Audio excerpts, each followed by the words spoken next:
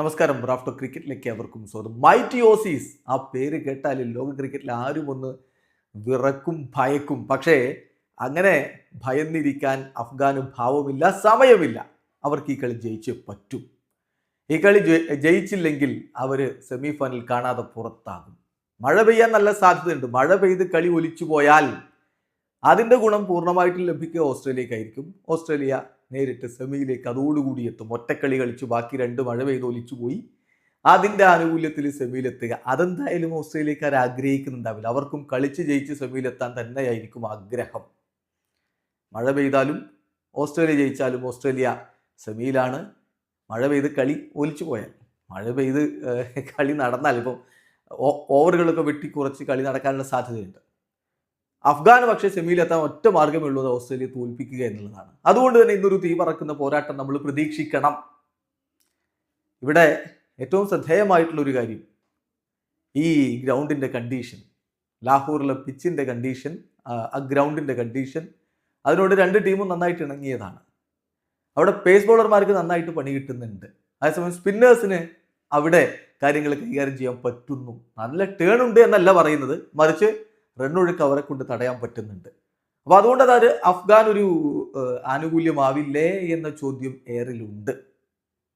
എന്നാൽ കണ്ടീഷൻ ഇപ്പോൾ ഈ മഴയും അങ്ങനെയുള്ളൊരു കണ്ടീഷനൊക്കെ വരുമ്പോൾ അത് സീം ബൗളേഴ്സ് ഉപയോഗപ്പെടുത്തിയാൽ തീർച്ചയായിട്ടും ഓസീസ് നല്ല പ്രതീക്ഷയിലാണ്. അവരുടെ ബൗളിങ്ങിൻ്റെ ശക്തി കൺസിഡറബിളി കുറഞ്ഞിട്ടുണ്ട്, ഒരു സംശയവുമില്ല. ആരൊക്കെ അല്ലാത്തത്? പാറ്റ് കമിൻസ് ഇല്ല, ജോഷ് ഹേസൽവുഡ് ഇല്ല, മിച്ചൽ സ്റ്റാർക്ക് ഇല്ല. സോ ബൗളിങ്ങിൻ്റെ കപ്പാസിറ്റി നന്നായിട്ട് കൺസിഡറബിളി കുറഞ്ഞിട്ടുണ്ട്. അത് ഇംഗ്ലണ്ട് എടുത്തിട്ട് അലക്കിയപ്പോൾ കണ്ടതാണ്. പിന്നെ ഇംഗ്ലണ്ടിൻ്റെ ബൗളിംഗ് അതിനേക്കാൾ മോശമായതുകൊണ്ട് ഓസ്ട്രേലിയ ജയിച്ച് കയറിയതേ ഉള്ളൂ. സൗത്ത് ആഫ്രിക്കയ്ക്കെതിരെ നല്ലൊരു ടെസ്റ്റിംഗ് അവരുടെ ടീമിൻ്റെ ശക്തിക്ക് കിട്ടുമായിരുന്നു. പക്ഷെ അത് സംഭവിച്ചില്ല, കളി ഒലിച്ചു പോയല്ലോ. അപ്പോൾ അതുകൊണ്ട് ഇപ്പോഴും ഓസീസിൻ്റെ ടീം കോമ്പിനേഷനിലൊക്കെ കൺഫ്യൂഷൻസ് ഉണ്ട്. ഒരു പക്ഷേ സ്പെൻസർ ജോൺസനെ പുറത്തിരുത്തി ഷോൺ അബർട്ടിനെ കളിപ്പിക്കാനുള്ള സാധ്യതയുണ്ട്. സ്പെൻസർ ജോൺസൺ ആ ഇംഗ്ലണ്ടിനെതിരെയുള്ള മത്സരത്തിൽ ഡെത്ത് ഓവറിലൊന്നും അദ്ദേഹത്തെ ഉപയോഗപ്പെടുത്തിയിട്ടുണ്ടായിരുന്നില്ല. സോ ഷോൺ അബർട്ട് വരികയാണെങ്കിൽ തീർച്ചയായിട്ടും അത് അദ്ദേഹം ബൗളിംഗ് ഓൾറൗണ്ടറാണ്, ബാറ്റിംഗ് ഒന്നുകൂടി ശക്തിപ്പെടുത്തുകയും ചെയ്യും. അതേസമയം മറ്റൊരു തരത്തിലുള്ള ചിന്തയും ഉണ്ടാകും. അഫ്ഗാന്റെ ടോപ്പ് ഓർഡറിനെതിരെ സ്പെൻസർ ജോൺസന്റെ പേസും ബൗൺസും ഉപയോഗപ്പെടുത്താൻ കഴിയില്ലേ എന്നുള്ളത്. അപ്പോൾ ഒരല്പം കൺഫ്യൂസിംഗ് ആണ് ഓസ്ട്രേലിയയുടെ ഒരു ടീം കോമ്പിനേഷൻ. എങ്കിലും നമ്മൾ പ്രതീക്ഷിക്കുന്നവരുടെ പ്രോബിൾ 11 ഇങ്ങനെയാണ്: Matthew Short, Travis Head, Steve Smith, Marnus Labuschagne, Josh Inglis, Alex Carey, Glenn Maxwell, Sean Abbott or Spencer Johnson. അവിടെ ഒരു മാറ്റത്തിന് സാധ്യത കാണുന്നു. Then Ben Dwarshuis, Nathan Ellis, Adam Zampa. ഇതാണ് പ്രതീക്ഷിക്കുന്ന ഓസ്ട്രേലിയയുടെ ഒരു പ്ലേയിങ് 11. മറുഭാഗത്ത് അഫ്ഗാൻ ഇപ്പോൾ ഇംഗ്ലണ്ടിനെതിരെ മികച്ച വിജയം നേടി.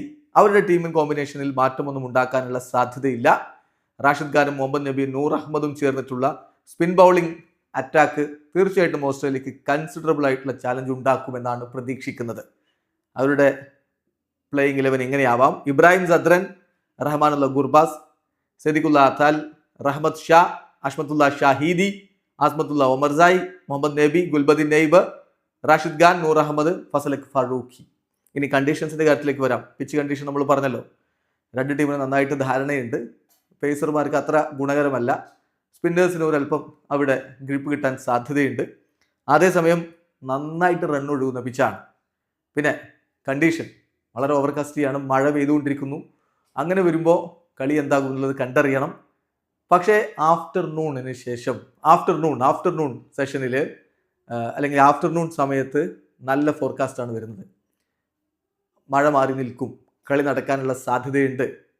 എന്നാൽ അതിനു മുമ്പ് നന്നായിട്ട് മഴ പെയ്ത് ഡ്രെയിനേജ് ഒക്കെ കുളമായി ഗ്രൗണ്ടിൻ്റെ അവസ്ഥ എന്താകുമോ എന്തോ, കളി നടത്താൻ പറ്റുമോ എന്നുള്ള കാര്യത്തിൽ അവിടെ സംശയമുണ്ട്.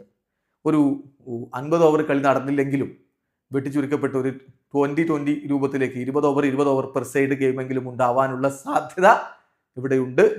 അങ്ങനെ നടക്കട്ടെ, അതായത് കളി നടക്കട്ടെ. അല്ലാതെ മഴ പെയ്ത് അതിൻ്റെ ആനുകൂല്യത്തിൽ സെമി ഫൈനൽ ഒരു ടീം എത്തുക, അത് ഓസ്ട്രേലിയക്കാർ പോലും ആഗ്രഹിക്കുന്നുണ്ടാവില്ല. അങ്ങനെ എത്താനൊന്നും എനിക്ക് ഉറപ്പുണ്ട്. ഓസ്ട്രേലിയക്കാർ മഴയുടെ ആനുകൂല്യത്തിൽ എത്താൻ ആഗ്രഹിക്കുന്നുണ്ട് എന്ന് എനിക്ക് തോന്നുന്നില്ല. അപ്പോൾ അതുകൊണ്ട് കളി നടക്കട്ടെ, കളി നടന്നിട്ട് വിജയിക്കുന്നവൻ സെമിയിലെത്തട്ടെ. വീഡിയോസ് എനിക്ക് ക്രിക്കറ്റ് ലോകത്തെ കൂടുതൽ വിശേഷങ്ങളുമായി റാഫ്റ്റോക്സ് എഴുതാം.